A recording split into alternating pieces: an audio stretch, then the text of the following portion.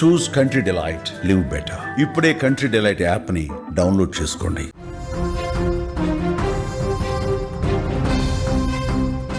ప్రమాదానికి గురైన బస్సుపై 16 చలాన్లు ఉన్నట్లుగా కూడా తెలుస్తుంది. 23,120 రూపాయలు ఫైన్లు పెండింగ్లో ఉన్నాయి. అలాగే 2024 నుంచి జనవరి 27, 2025 అక్టోబర్ 9 వరకు కూడా చలాన్లు పెండింగ్లో ఉన్నట్లుగా కూడా తెలుస్తుంది. అనేక సార్లు ట్రాఫిక్ నిబంధనలు కూడా ఉల్లంఘించారు. 9 సార్లు నో ఎంట్రీ జోన్లోకి ప్రవేశంతో జరిమానాలు కూడా విధించడం జరిగింది. హై స్పీడ్ డేంజరస్ డ్రైవింగ్ ఉల్లంఘనలపై కూడా ఈ చలాన్లు పడినట్లుగా తెలుస్తోంది. కర్నూలు జిల్లాలో జరిగిన ఘోర బస్సు అగ్ని ప్రమాదానికి సంబంధించి తాజాగా వెలుగు చూసిన వివరాలు చూస్తే ప్రైవేటు ట్రావెల్స్ బస్సుల భద్రతా ప్రమాణాలపై మరోసారి తీవ్ర ప్రశ్నలు లేవనెత్తుతూ ఉన్నాయి.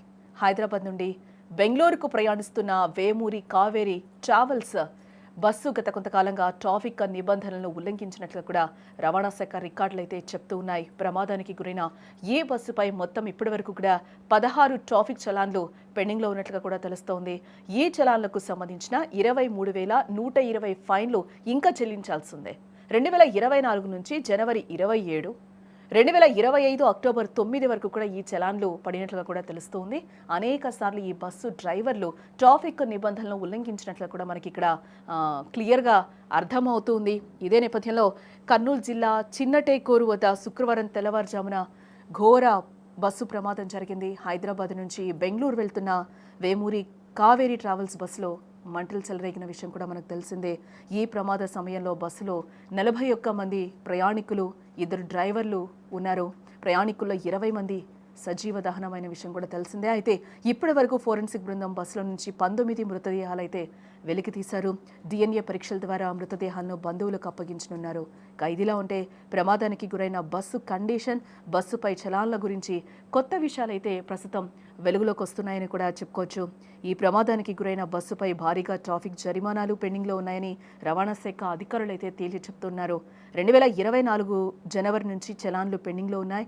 మొత్తం 23,120 రూపాయలు ఫైన్లు పెండింగ్లో ఉన్నట్లు కూడా అధికారులు ఇప్పటికే గుర్తించడం జరిగింది. అలాగే గత ఏడాది జనవరి 27వ తేదీ నుంచి ఈ ఏడాది అక్టోబర్ 9వ తేదీ వరకు 16 సార్లు బస్సు ట్రాఫిక్ నిబంధనలు ఉల్లంఘించినట్లు కూడా తెలుస్తూ ఉంది.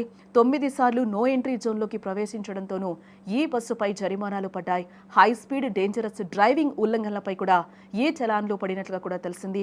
ప్రమాదానికి గురైన బస్సు DD01N9490 నెంబర్తో రిజిస్టర్ అయినట్లుగా కూడా ఏపీ రవాణా శాఖ అధికారులు అయితే చెప్తూ ఉన్నారు. అయితే ప్రమాదానికి గురైన బస్సు ఫిట్నెస్ గడువు ముగిసిందని కూడా చెప్తూ ఉన్నారు. అంతేకాదు ఇన్సూరెన్స్ పాలసీ కావచ్చు, ట్యాక్స్ కూడా గత ఏడాదితో ముగిసిందని కూడా తెలుస్తుంది. ఇక పొల్యూషన్ వ్యాలిడిటీ కూడా అయిపోయిన పరిస్థితి కనబడుతుంది. దాదాపు అన్ని చలాన్లు ఉన్నా కూడా అధికారులు పట్టించుకోకపోవడంపై కూడా ఇప్పుడు తీవ్ర విమర్శలు అయితే వెల్లువెత్తుతూ ఉన్నాయి. ఈ ప్రమాదంపై అన్ని కోణాలు పూర్తి స్థాయిలో దర్యాప్తు చేస్తున్నామని, దర్యాప్తు నివేదిక మేరకు కూడా భవిష్యత్తులో ప్రమాదాల నివారణకు చర్యలు తీసుకుంటామని కూడా ఏపీ రవాణా శాఖ అధికారులు అయితే చెప్తూ ఉన్నారు.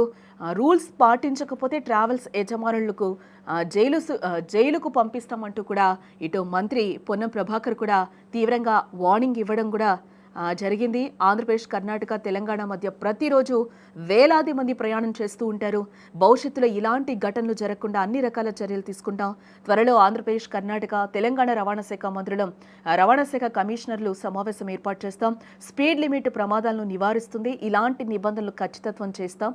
బస్సులపై రోజువారీ రవాణా శాఖ చెక్ చేస్తే వేధింపులు అంటున్నారు. కానీ ఇలాంటి ఘటనలు జరుగుతూ ఉన్నాయి. ప్రమాదం జరిగిన బస్సు ఒడిశాలో రిజిస్ట్రేషన్ అయ్యింది. హైదరాబాద్ నుండి బెంగళూరు తిరుగుతుంది.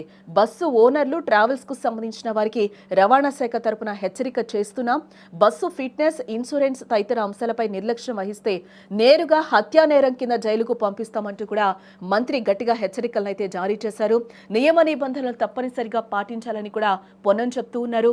క్షతగాత్రులకు మంచి చికిత్స అందించాలని ఆంధ్రప్రదేశ్ ప్రభుత్వాన్ని కోరామని, ఆర్థిక సహాయాన్ని కూడా ప్రకటించినట్లుగా ఇప్పుడే మనకి బ్రేకింగ్ న్యూస్లో అయితే సమాచారం అందుతోంది.